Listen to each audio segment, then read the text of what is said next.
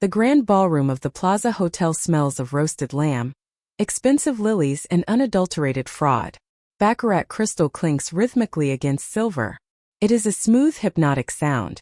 Under the heavy crystal chandeliers, 200 of Manhattan's elite are drinking my champagne. At $3,500 a case, it should taste like heaven. To me, it tastes like ash. I stand at the edge of the mahogany dais, adjusting the cuffs of my silk blazer. My name is Sloane Lockwood. Tonight, I am playing the role of the tragic, compliant daughter. The girl who lost everything and bowed her head. Across the room, Thatcher Crane is laughing. It's that deep, booming Connecticut prep laugh he uses when he wants people to think he owns the room. Next to him stands Sutton. She is wearing a sleeveless emerald gown that used to belong to my mother. Her fingers brush Thatcher's sleeve. A tiny lingering caress. They think nobody notices. They think they are invisible. They think they are safe. I used to spend my late-night shifts at the medical research lab reading serialized revenge stories in old, yellowed magazines to keep myself awake. You know the type. The wrong protagonist pulls a hidden pistol or makes a dramatic, tearful scene at a gala, and justice magically prevails. Pure fiction. In the real world, the world of asset forfeiture, forensic accounting, and federal criminal indictments, vengeance is a slow, freezing arithmetic. It isn't built on anger. It is built on documentation. Look at them. The absolute epitome of greedy heirs, salivating over a $50 million medical logistics empire they didn't spend a single hour building. They believe tonight is their coronation. They believe the shattered girl who was left out of the testament is going to quietly slip away into poverty. They have no idea the district attorney is currently sitting in a black town car 3 blocks away, waiting for my signal. 6 months ago, the world didn't smell like champagne. It smelled of rubbing alcohol, sterile linen, and impending doom. My mother, Helena Lockwood, was a force of nature. She was a self-made biophysicist who built Lockwood Diagnostics from a 2-room laboratory in Queens into a tri-state juggernaut. She could spot a flawed datasheet from across a room, but she couldn't spot a human parasite. Grief does terrible things to a brilliant mind. When my father died of pancreatic cancer, our limestone mansion on the Upper East Side became a mausoleum.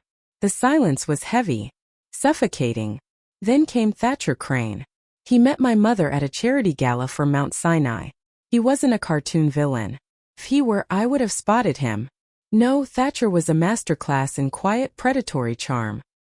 He had salt and pepper hair, wore bench-made English shoes, and possessed a failing insurance brokerage that was quietly drowning under a mountain of unpayable debt. My mother didn't see the debt. She saw a man who listened, a man who held her hand when the nights got too long. They married at the St. Regis within 4 months of their first date. I remember the feeling of the heavy, cold gold band on his finger when we shook hands. His palm was dry, calculating. Within 9 months of their vows, Helena Lockwood began to wither. It started with a subtle tremor in her right hand, the hand that held the pipettes. Then came the chronic fatigue, the sudden terrifying bouts of breathlessness. I watched her change from a woman who ran 5 miles every morning into a ghost who couldn't climb the stairs without clutching the banister, her chest heaving. The specialist doctors, men with ivory tower credentials and $10,000 retainers, called it idiopathic cardiomyopathy, a grand Latin phrase that translates to, "We have absolutely no idea why her heart is giving out." I knew lab work. I knew biochemistry. I sat by her bed in the intensive care unit, listening to the rhythmic, agonizing beep, beep, beep of the telemetry monitor. Her skin looked like translucent parchment. I would hold her hand, feeling the erratic, weak flutter of her pulse. Thatcher always stood by the heavy-tinted window of the private room. He always wore a charcoal suit. He would look out at the Central Park skyline, tapping his thumb against his leather-bound notebook. He looked like a grieving husband, but when the doctors spoke about her declining ejection fraction, his eyes didn't fill with tears. They narrowed. He was calculating the timeline. "Sloane, darling," he whispered to me one night, his hand resting heavily on my shoulder. His breath smelled faintly of peppermint and expensive scotch. "The doctors say we should prepare ourselves. It's her time. We have to be strong for her." The hypocrisy made my stomach turn. I didn't say a word. I just looked at my mother's pale lips, the oxygen mask fogging with every shallow breath. She died on a rainy Tuesday morning at 4:14 a.m. There were no dramatic final words. Just a sudden sharp alarm from the cardiac monitor, a flurry of blue scrubs, and then the flat, continuous tone that signifies the end of a life. At the cemetery in Greenwood, the rain was a miserable, stinging mist that soaked through my wool coat. Thatcher stood under a massive black umbrella, his head bowed, his face a mask of perfect somber dignity. He looked like the broken widower Manhattan expected him to be. But the theater didn't last long. He introduced Sutton that very afternoon, right at the post-funeral reception in our living room. She was 28 with sharp, bird-like features and restless, calculating eyes that checked the brand of the silver teapots. "This is Sutton Sloane," Thatcher said, his voice smooth, devoid of the grief he had practiced at the graveside. "She's my niece from Chicago. She's moved down to help me sort through your mother's personal estate. It's too much for me to handle alone in this empty house." Niece. The word tasted wrong the moment it left his mouth. 2 days later, I returned to the mansion unannounced to collect my mother's personal research journals. The house was dead quiet. The air conditioning hummed a low, monotonous tune. As I walked up the carpeted stairs toward the second-floor study, I heard a sound. A laugh. The door to my mother's private office was cracked open an inch. I stopped. My breath caught in my throat. Inside, the heavy velvet drapes were drawn, letting in only thin streaks of gray afternoon light. Thatcher wasn't sorting through estate papers. He was sitting in my father's old leather armchair, a crystal tumbler of 20-year-old Macallan in his hand. Sutton wasn't working either. She was sitting sideways on the edge of the mahogany desk, her bare legs crossed, her fingers running through her hair. Thatcher leaned forward. He didn't look like a grieving uncle. He slid his hand up her thigh, pulling her closer, his face twisted into a dark, familiar smile. "How long do we have to play this game?" Sutton whispered, her voice a sharp, impatient hiss.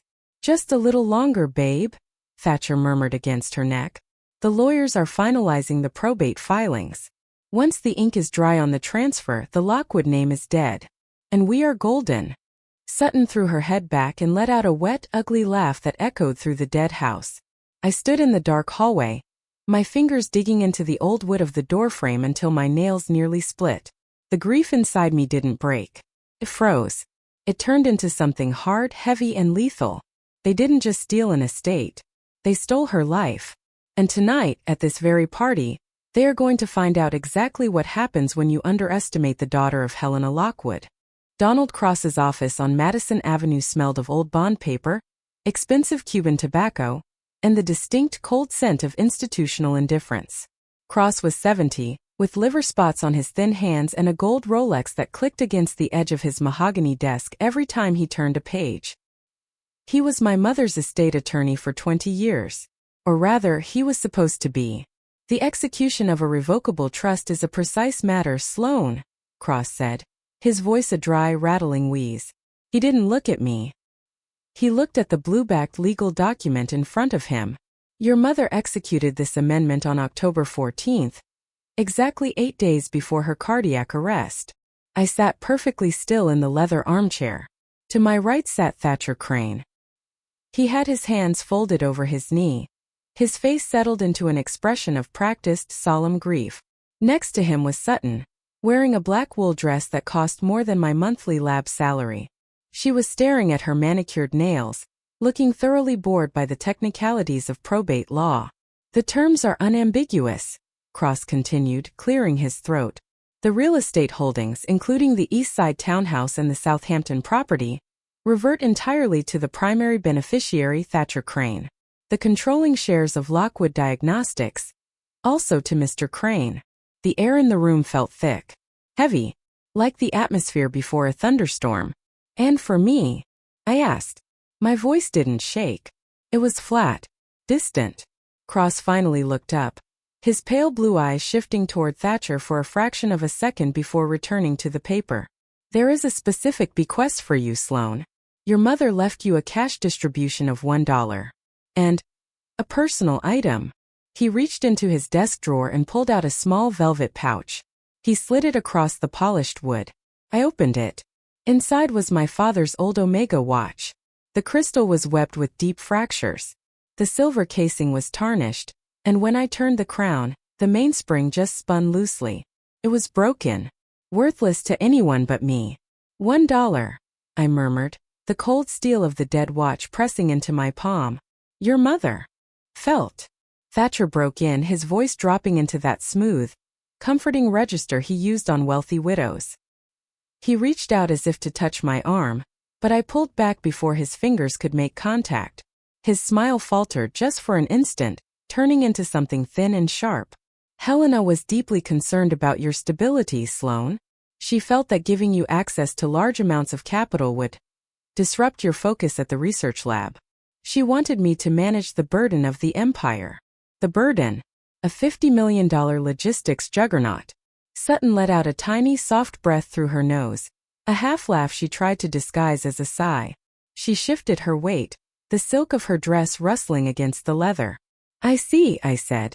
I stood up, slipping the broken watch into my trench coat pocket. I didn't look at the check for $1. I left it lying on the mahogany table like a piece of trash. We're done here. The rain started around 8 that evening. It was a miserable, freezing Manhattan downpour that turned the limestone facade of my mother's townhouse into a slick, black wall. I was in the small third-floor bedroom that had been mine since I was 7. I was packing a single canvas duffel bag with whatever could fit. Jeans, sweaters, my old college textbooks. The heavy oak door swung open without a knock. Thatcher stood in the hallway, a glass of my father's scotch in his hand.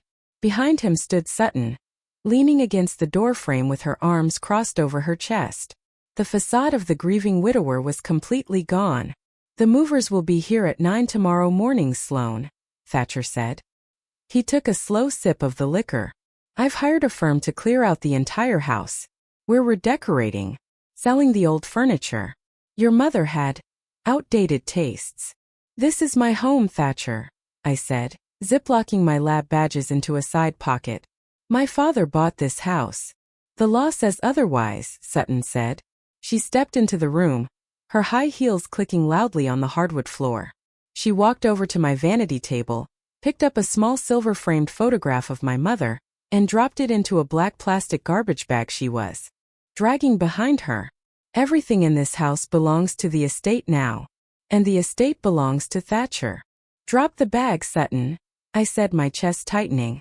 She didn't drop it. Instead, she grabbed 3 of my blouses from the bed and stuffed them into the plastic. You've had a free ride for 26 years, sweetie.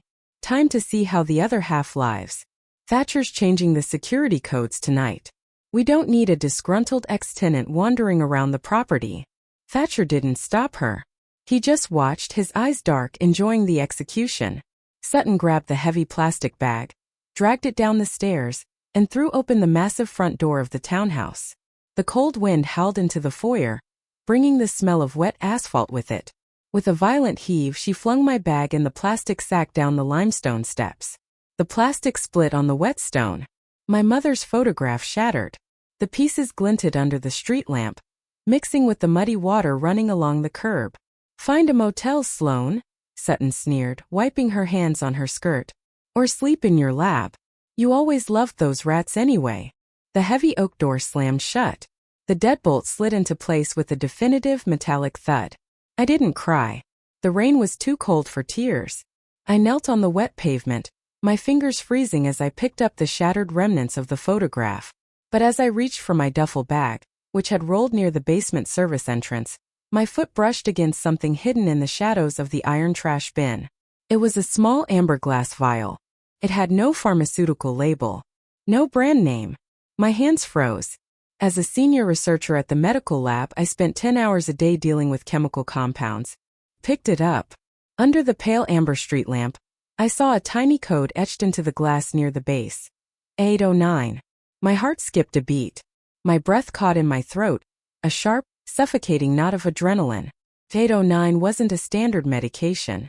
It was an unlisted synthetic peptide used in advanced canine research to simulate acute myocardial infarction. It was designed to mimic natural heart failure by rapidly depleting intracellular potassium, leaving absolutely zero enzymatic trace in a standard post-mortem toxicology screen. It cleared the metabolic system within 3 hours of administration. To any regular doctor, my mother's death was a tragic case of idiopathic cardiomyopathy. To me, holding this glass vial found outside Thatcher's private entrance, it was a smoking gun. He didn't just steal her money, he murdered her. I stood up in the pouring rain, my fingers gripping the vial so hard the glass threatened to crack. The wet fabric of my coat clung to my skin, but I didn't feel the cold anymore. They thought they had one. They thought they had left me with nothing but $1 and a broken watch. But as I looked up at the warm, glowing windows of the second-floor library, a terrible freezing clarity settled over me. Thatcher Crane and Sutton thought they were safe behind their wall of stolen wealth. They didn't know that the game hadn't ended. It had just begun. Anger is an unstable chemical. It burns hot, it consumes its container, and then it leaves nothing but useless soot. I didn't want anger. I needed something cold.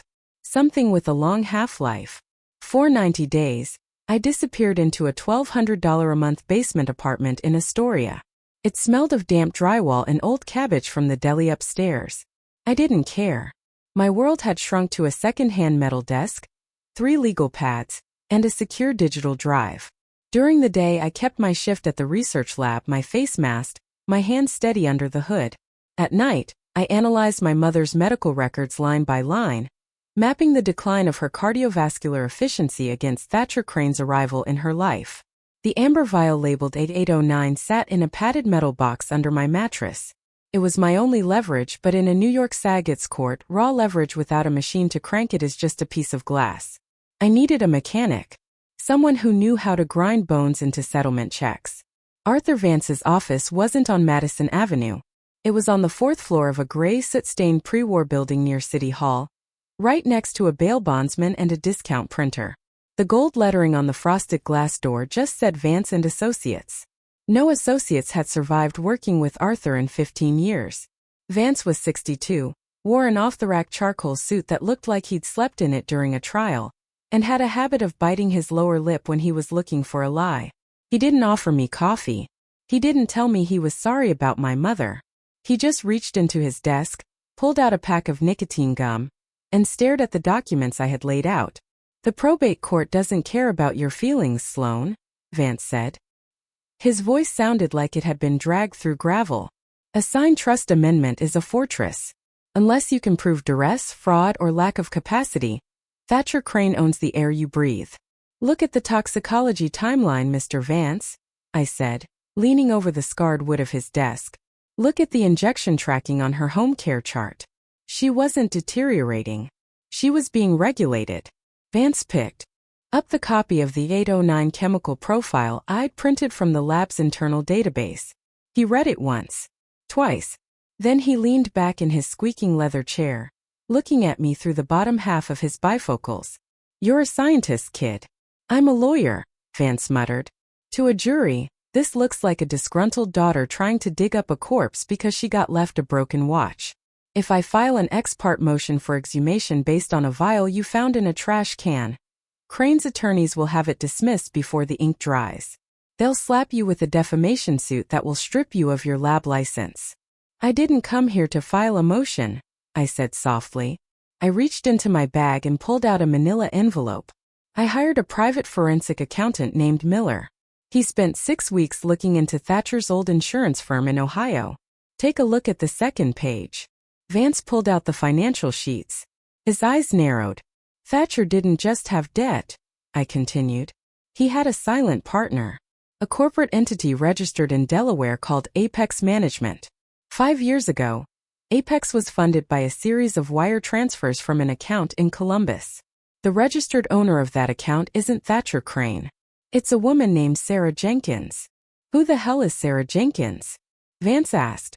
"You know her as Sutton," I said. The silence that followed was long enough to hear the screech of the 4 train under Center Street. Vance let out a slow, wet whistle. "They're not uncle and niece," I said, my teeth clicking slightly. "They met at Ohio State in 2018. They've been living together in a townhome in Dubuque under 3 different LLC leases for 4 years. They're a long con team, Mr. Vance. They find wealthy, isolated marks. Thatcher plays the grieving intellectual, and Sutton plays the support staff. My mother wasn't their first target. She was just their biggest jackpot. Vance turned the page. He looked at the copies of old lease agreements, the shared bank accounts, the overlapping travel itineraries from Miami to New York. The proof was circumstantial but dense. It was a pattern of professional fraud. This changes the calculus, Vance admitted, his thumb tapping the edge of the desk. In New York State, we have the Slayer rule, a matter of common law dating back to Riggs versus Palmer. A person who murders another cannot profit from their estate. If we prove he killed her, the trust amendment is voided by operation of law. You get everything. Then let's call the NYPD, I said. No, Vance barked, pointing a thick finger at me. You call the cops now, and Thatcher's lawyers will have him on a private flight to a non-extradition jurisdiction before the detectives even clear the precinct door. He's already liquidating the Lockwood Logistics accounts. Look at the transaction logs. He's moving capital out of New York banks and shifting it into shell companies. In another 30 days, the money will be a ghost in the Cayman Islands. You'll win a moral victory, and you'll be broke. So what do we do? Vance stood up, walked to the dirty window, and looked out at the slate-gray sky over lower Manhattan. We don't attack the fortress, Sloan. We build a bigger one around them and wait for them to walk out. Kills like Crane don't stop eating just because they're full. They're driven by a pathology. Long tam qua chung la mot sai thong long. Their greed is a noose. He turned back to me, a cold, predatory glint finally appearing in his eyes. We need them to believe they've completely broken you, Vance said. We need them to see you as a defeated, desperate girl looking for scraps. If they think you're harmless, they'll want to humiliate you one last time. And while they're busy looking down at you, they won't look at what they're signing. I can play defeated, I said. My hand went into my pocket, my fingers closing around my father's broken watch. The cracked crystal bit into my palm. Tell me what we need. We need a venue where they feel omnipotent, Vance murmured, a thin, ruthless smile stretching his lips. A place where their ego overrides their survival instinct. You're going to give them a victory lap, Sloan. Party. And I'm going to prepare a very special piece of paperwork for the guest of honor. To catch a wolf, you don't pull the trigger while he's looking at you. You let him smell the blood of a wounded deer. You let him think you're already dead. I didn't shave my legs for a week. I stopped using concealer to hide the dark, bruised circles under my eyes. I bought a cheap, oversized trench coat from a thrift shop on Steinway Street that smelled of mothballs and rain. When I looked in the bathroom mirror of my Astoria basement, I didn't see Sloan Lockwood, the biophysicist. I saw a statistic. A discarded child. A loser in the brutal sport of New York inheritance. It was a Thursday morning when I walked into the headquarters of Lockwood Diagnostics on 42nd Street. The lobby had already changed. My mother's minimalist glass and brushed steel architecture had been replaced by gaudy, oversized oil paintings of European hunting scenes. Thatcher's idea of old-money sophistication. The receptionist, a girl I had known for 3 years, looked down when I approached. Security didn't swipe my badge. They escorted me up. Like a trespasser. Thatcher was sitting behind my mother's old Macassar ebony desk. He was drafting a corporate restructuring memo, a line of fountain pens neatly arranged to his right. Sutton was stretched out on the Italian leather sofa, scrolling through a digital catalog of luxury properties in Palm Beach. The air smelled of her heavy, cloying amber perfume. They didn't stand up. Sloan, Thatcher said, leaning back, his gold signet ring catching the harsh fluorescent light. He didn't sound angry. He sounded bored. The security desk said you were persistent. I thought we settled our business at Cross's office. I stood by the door. I didn't sit in the open chair. I held my canvas bag against my stomach like a shield. My fingers were trembling. Partly from the cold outside. Mostly from the sheer kinetic force of the theatrical performance I was about to deliver. I need a job, Thatcher, I said. My voice was pitched lower than usual, dry and hollow. The research lab. They're downsizing the department. I can't afford the rent in Astoria. I'm 3 weeks behind. Sutton let out a sharp, mocking snort from the couch, not even looking up from her screen. Astoria. Jesus. I told you she wouldn't last a month on her own. Thatcher raised a hand to silence her. He looked at me, his eyes drifting over my unbrushed hair, the stain on the lapel of my thrift store coat. A slow, deeply satisfying sense of superiority filled his face. This was what he wanted. The ultimate validation of his victory.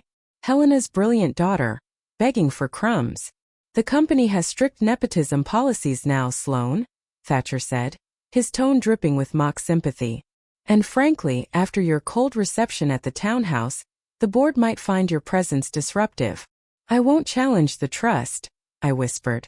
I dropped my eyes to the floor, staring at his polished Oxford shoes. Arthur Vance. I went to see him. He told me the amendment is airtight. He said I don't have a leg to stand on. I need to eat, Thatcher. Give me a compliance clerk role. Minimum wage.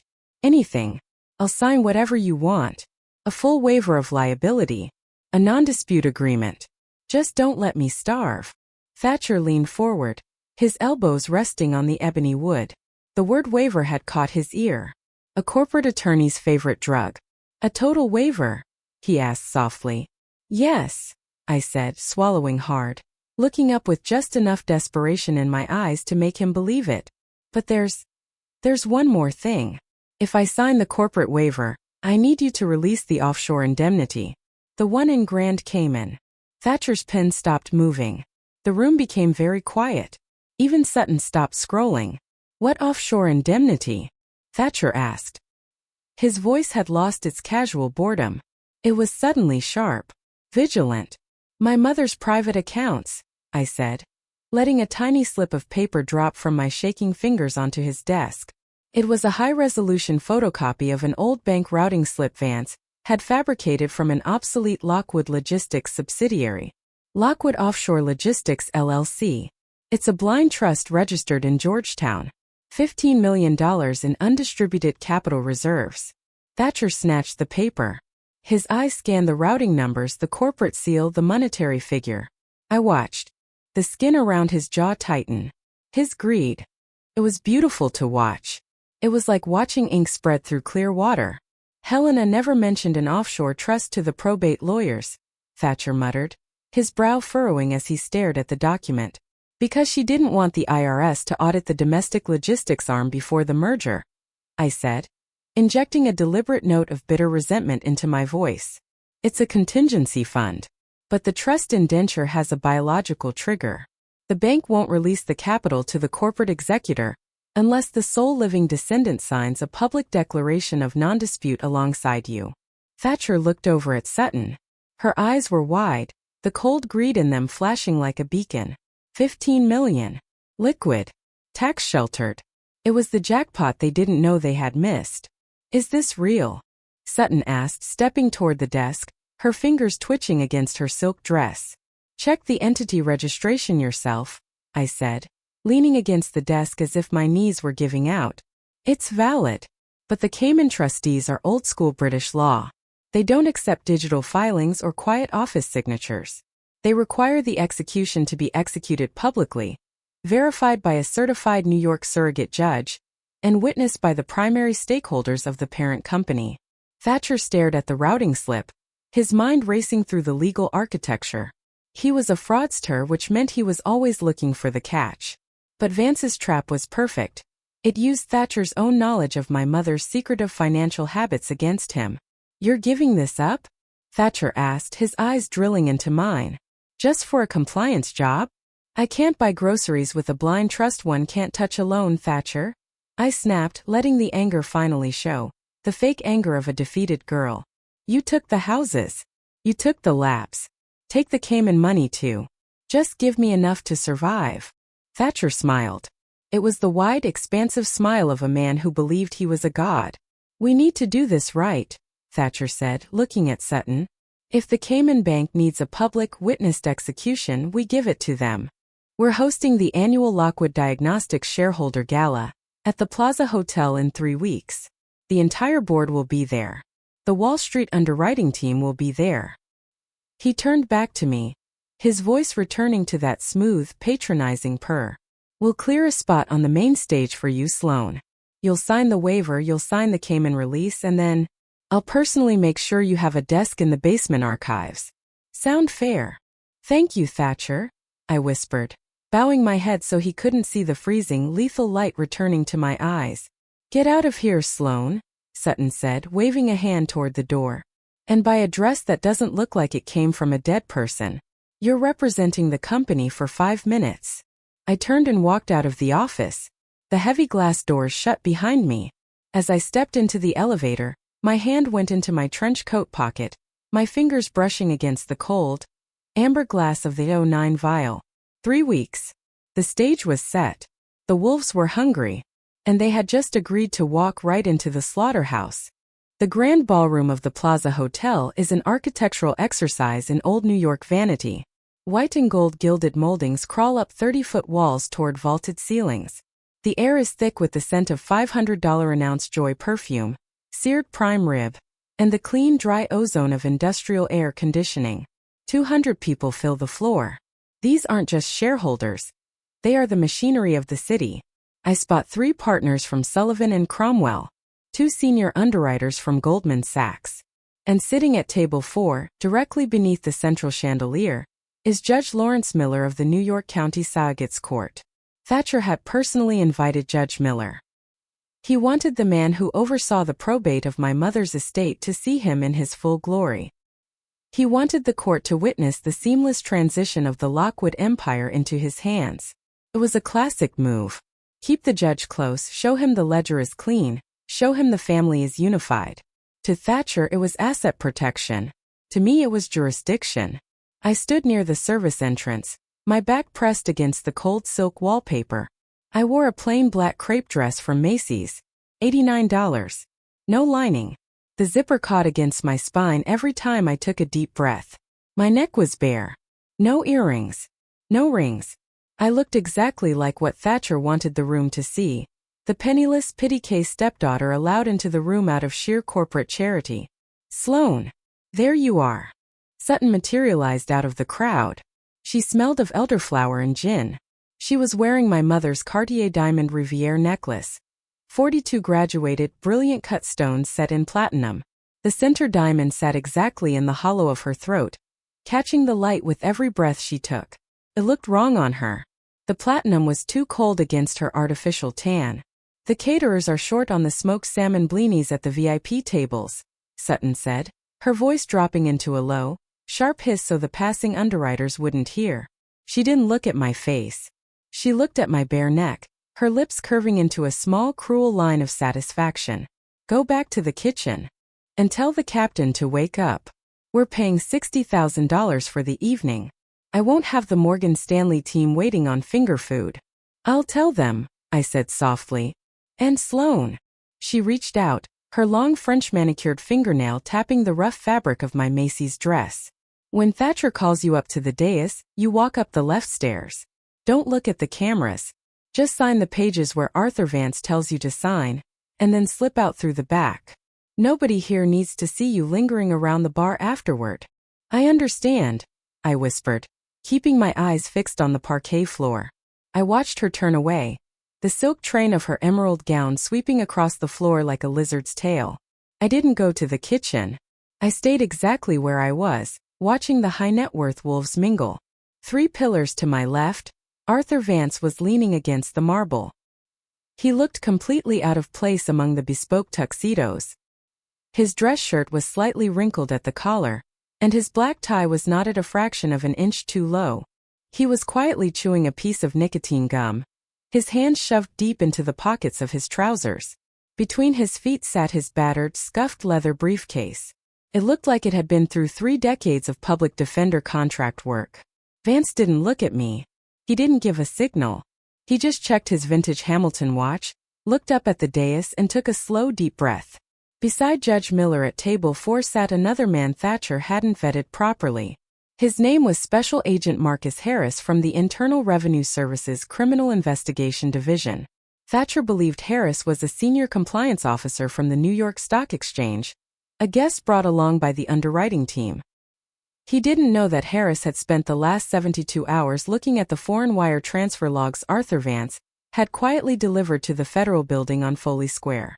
The room was a beautifully constructed cage, and Thatcher Crane had paid for the catering. At exactly 9:15 p.m., The three-piece string quartet on the balcony stopped playing. The sudden silence in the ballroom was heavy, punctuated only by the clink of a single dessert spoon against porcelain. Thatcher stepped up to the mahogany dais at the front of the room. The microphone gave a short, high-pitched prickle of feedback before he adjusted the stand. He looked magnificent. His tuxedo was midnight blue, tailored on Savile Row, his silver and black hair perfectly coiffed under the house lights.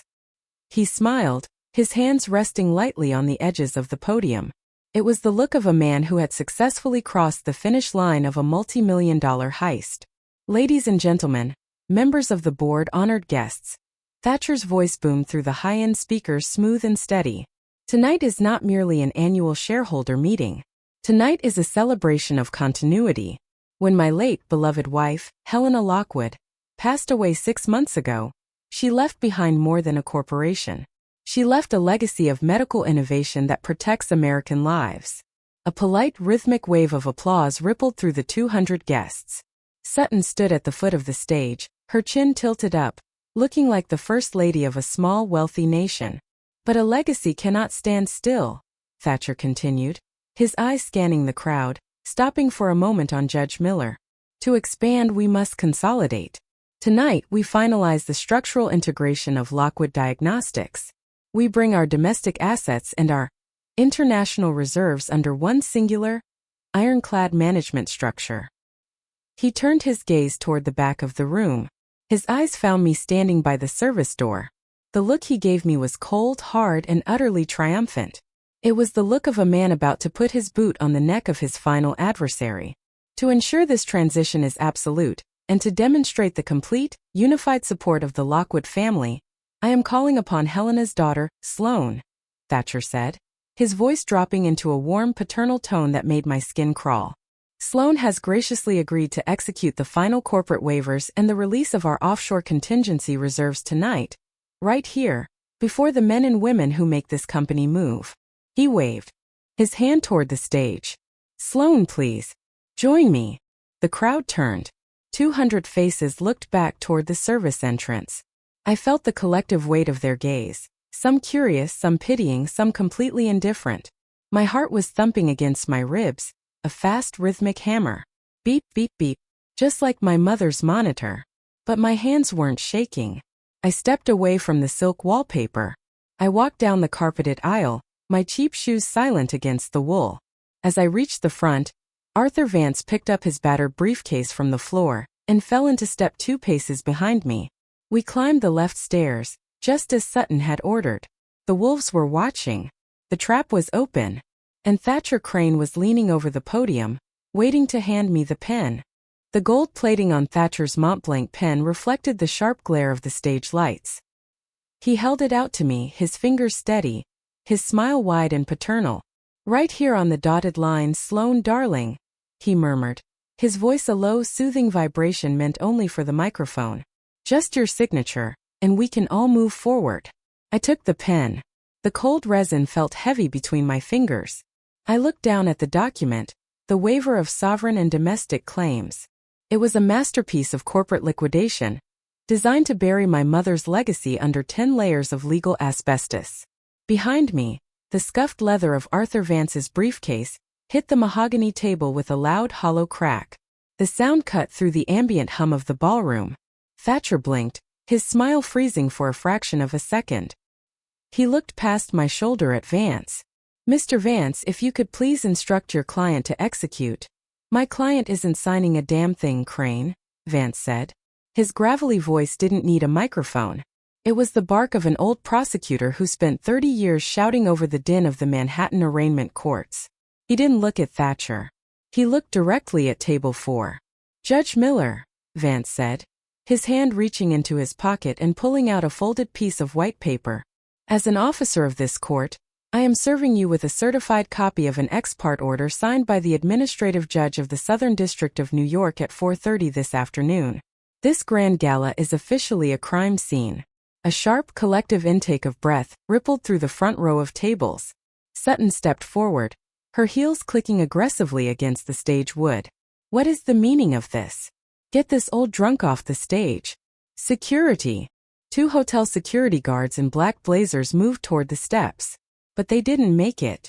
Before their boots hit the first riser, four men in dark gray suits and tactical earpieces stepped out from the shadows of the service entrance. They didn't look like hotel staff.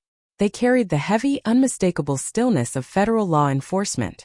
One of them, Special Agent Heirs, showed his gold IRS credential to the guards. The guards stopped dead. "Nobody leaves the room," Heirs announced, his voice flat, clear, and utterly devoid of emotion. "The doors are secured." The heavy bronze-plated double doors of the grand ballroom slid shut with a dull metallic groan. The brass bolts dropped into place. Thunk. Thatcher's face didn't go pale yet. He was too smart for immediate panic. He straightened his Savile Row jacket, his chest swelling as he stepped out from behind the podium. "Vance, this is an actionable abuse of process. You're disrupting a public shareholder meeting. If you think a manufactured probate dispute is going to stall this merger..." "Shut up, Thatcher," I said. My voice was quiet. It wasn't the voice of the begging girl in the thrift store coat. It was the voice of the senior researcher who spent 40 days calculating a lethal dose. I looked him dead in the eye, and for the first time Thatcher saw the trap. Vance walked over to the tech booth at the side of the stage. He didn't ask permission. He slammed a black digital drive into the central console. "Turn off the house lights. Turn on the projection grid." The massive crystal chandeliers overhead died instantly, plunging the 200 elite guests into deep, velvet darkness. A second later, the massive 30-foot screen behind the dais flickered to life. It wasn't a corporate slide deck. It was a video. The resolution was grainy, shot from a low, fixed angle near the ceiling. The timestamp in the corner read, October 14, 2025, 3:12 and 4 seconds a.m. It was the private intensive care suite at Mount Sinai Hospital. On the screen, my mother lay motionless under the pale blue light of the medical monitors. A man entered the frame. He wore a charcoal suit, his silver hair glinting in the dark. It was Thatcher. He walked to the bedside, his movements calculated, slow, rhythmic. He reached into his pocket and pulled out a small amber glass vial, the exact twin of the one sitting under my mattress in Astoria. The room was so quiet you could hear the ice melting in the champagne buckets. On screen, Thatcher didn't touch her face. He didn't hold her hand. He took a sterile syringe from the bedside cart, drew 3 milliliters of clear liquid from the amber vial, and injected it directly into the secondary port of her intravenous line. Then came the audio. Vance had run the audio track through a forensic filter. The low hum of the hospital's HVAC system was stripped away, leaving only the raw, dry sound of a phone conversation on speakerphone. "Is it done?" A woman's voice hissed through the speakers. It was Sutton's voice. Sharp, impatient, bird-like. "The potassium depletion is active," Thatcher's voice replied on the tape, his on-screen persona checking his vintage watch. "The heart rate will drop below 40 within 2 hours. The telemetry won't trigger a red alert until the myocardial tissue is completely starved. The doctors will call it a natural arrest." "And the signature on the trust amendment?" "I used the lightbox template we ran in Miami," Thatcher answered, his on-screen self smoothing my mother's blanket with sickening tenderness. The notary signed off without looking at her eyes. "The girl is out. We are golden, Sarah." "Sarah." The screen flickered, shifting from the hospital video to a high-resolution scan of a certified marriage certificate from Franklin County, Ohio, dated May 12, 2018. The names on the license weren't Thatcher Crane and his niece Sutton. They were Thatcher Crane and Sarah Jenkins, husband and wife. "It's a fabrication," Sutton screamed, her voice cracking into a high, ugly shriek that echoed off the gilded ceiling. She reached for the Cartier diamonds at her throat, her fingers clawing at the platinum chain as if it were choking her. "This is AI. It's a deepfake. Thatcher, tell them. Judge Miller, this is illegal evidence." Judge Miller didn't look at her. He had stood up from table 4. His face was a hard, gray stone as he looked at the screen, then at the IRS agents blocking the doors. Vance stepped back to the podium, his face illuminated by the cold blue light of the projection screen. The video was recovered from a secure, off-network clinical backup drive that my client, Miss Lockwood, flagged during her internal audit of the hospital's research server. The audio was captured by a digital recorder disguised as an old, broken watch. An item Mr. Crane so generously returned to my client during the probate reading. Thatcher took a step back, his foot catching on the edge of the microphone cable. The gold Montblanc pen slipped from his hand, rolling across the parquet floor until it struck my shoe. "You think you're clever, Vance?" Thatcher whispered, his eyes wide, bloodshot. The mask of the sophisticated New York gentleman completely dissolving into the raw, desperate panic of a cornered thief. "You have nothing. A video without a medical foundation is just noise. The death certificate says natural causes. The medical examiner closed the file.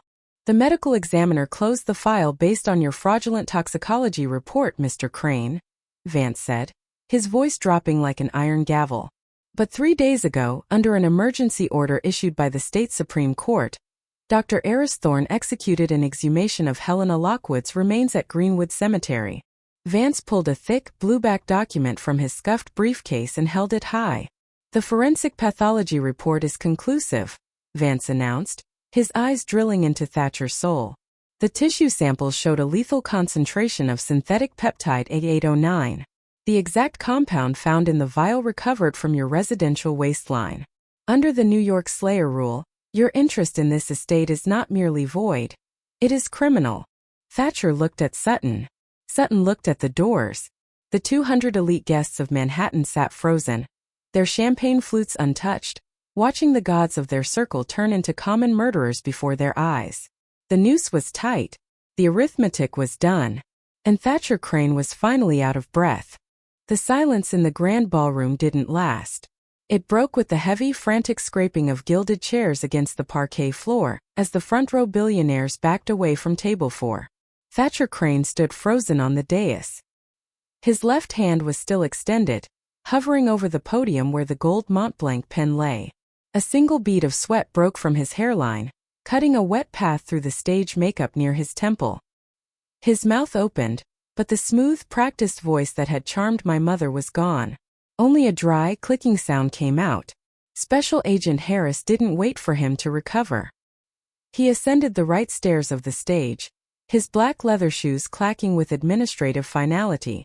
2 New York State Police investigators followed close behind him. "Thatcher Crane," Harris said, pulling a laminated card from his breast pocket. He didn't shout. He spoke with the flat, dead tone of a man reading a tax code. "You are being detained pursuant to a federal warrant issued by the District Court for the Southern District of New York. The charges include federal wire fraud, interstate transportation of stolen property, and conspiracy to evade federal inheritance taxes." "This is an outrage," Sarah Jenkins, the woman who had called herself Sutton, shrieked. She tried to step toward the rear exit, but her emerald gown caught on the leg of a dinner table. "We have an estate plan. We have a certified probate ruling."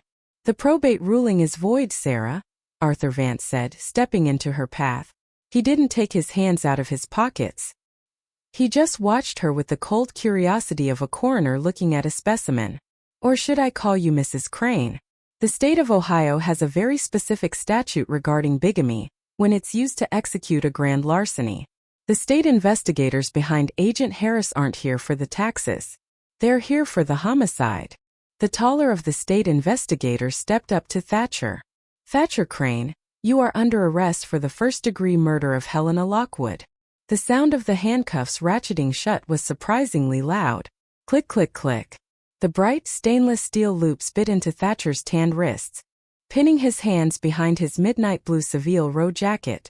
The fabric bunched up awkwardly, destroying the perfect silhouette he had spent 30 minutes bragging about. Sarah let out a raw, animal sob as the second investigator pinned her arms. She thrashed against his grip, her French manicure clawing uselessly at his wool sleeve. "Thatcher, do something. Call Donald. Call the firm." Thatcher didn't call anyone. He looked down at his shoes. His shoulders had slumped forward, his chest collapsing until he looked 20 years older than the man who had walked onto the stage. The illusion of the sophisticated Connecticut intellectual had vanished, leaving nothing but a small, terrified insurance scammer from Ohio. I stepped across the dais, my cheap Macy's dress rustling against the ebony wood of the podium. I stopped exactly 2 inches from Sarah. She was panting, her face flushed red, her lipstick smeared across her chin from her screaming. I didn't slap her. I didn't insult her. I reached out and slid my fingers under the platinum clasp of the Cartier diamond necklace at her throat. Sarah went perfectly still, her breath catching in her chest. I unhooked the latch. The 42 graduated diamond slid out of her skin like a cold snake, pooling into my open palm. The metal was warm from her body heat. It felt dirty. This belonged to a lady, I said softly, slipping the necklace into my blazer pocket. You're just a tenant who stayed too long. I turned toward Thatcher. The investigators were already guiding him toward the left stairs, the same stairs Sutton had told me to use so I wouldn't offend the cameras. I stepped into his path, forcing the escort to pause. Thatcher looked up. His eyes were wide, bloodshot, fixed on me with a mixture of hatred and absolute confusion. He still couldn't understand how the broken girl in the thrift store coat had engineered his execution. I leaned in, my breath brushing his ear. "Thank you for coming to your own farewell party, Thatcher," I whispered. My voice was as cold as the intensive care unit at 4:14 a.m. "A life sentence at the state pen is waiting for both of you. Don't worry about the corporate waiver. I'll make sure the warden gives you a desk in the basement archives." His jaw worked silently, a muscle twitching violently beneath his ear. Then the investigator yanked his arm, and they let him down into the aisle. The 200 guests watched in total, paralyzed silence as the federal agents paraded the broken heirs down the center of the grand ballroom. Nobody stood up to defend them. Nobody called their lawyers. In Manhattan society, there is nothing more contagious than a criminal indictment. By the time the bronze double doors opened to let the police out, Table 4 was already completely empty. Judge Lawrence Miller remained on the stage. He looked at Arthur Vance, then down at the blue-backed forensic pathology report on the table. He was a man who spent his life dealing with the dead, but the living reality of this fraud had left him visibly shaken. "Miss Lockwood," Judge Miller said, his voice echoing slightly in the vast room. He looked at me with a solemn judicial respect. "Under Section 4 to 1.6 of the New York Estates, Powers and Trusts Law, and the common law precedent of the Slayer Rule, this court finds that the trust amendment executed on October 14 was the direct product of felonious fraud and homicide. The amendment is deemed null and void ab initio. The stay on the corporate governance of Lockwood Diagnostics is lifted. As the sole lawful descendant of Helena Lockwood, full administration of the estate reverts to you immediately." I looked out at the empty tables, the half-eaten prime rib, the melting ice. "Thank you, Your Honor," I said. 2 hours later, the rain had stopped over Manhattan. The Uber dropped me off outside the limestone townhouse on the Upper East Side. The security guards Thatcher had hired were gone, replaced by a private firm Arthur Vance had retained from the corporate accounts. They nodded to me as I walked up the limestone steps. The front door opened with the old familiar weight. The air inside didn't smell like Sutton's amber perfume anymore. The windows were open, letting in the clean, sharp scent of the New York night after a storm. I walked up the carpeted stairs to the second-floor library. The room was dark save for the pale amber glow of the street lamps filtering through the sheer curtains. I sat down in my father's old leather armchair, the chair where I had seen Thatcher sitting with his hand on Sarah's leg. I reached into my pocket and pulled out my father's old Omega watch. The crystal was still shattered, the silver still tarnished. I laid it gently on the center of the Macassar ebony desk, right next to my mother's research journals. The ticking was gone, but the silence didn't feel heavy anymore. Felt like justice. Felt like a clean ledger. Vengeance isn't a weapon you fire in a moment of passion. It's an estate plan. It's a forensic trace. It's the slow, freezing calculation that reminds the greedy that out there, in the dark, the rightful heirs are always watching. If this story proved one thing, it's that the law eventually catches up to those who think their wealth makes them invisible. If you want to make sure you never miss the next legal takedown, hit that subscribe button, turn on notifications, and leave a comment below with the exact moment you knew Thatcher had lost the game. Your support keeps the court in session. See you in the next case.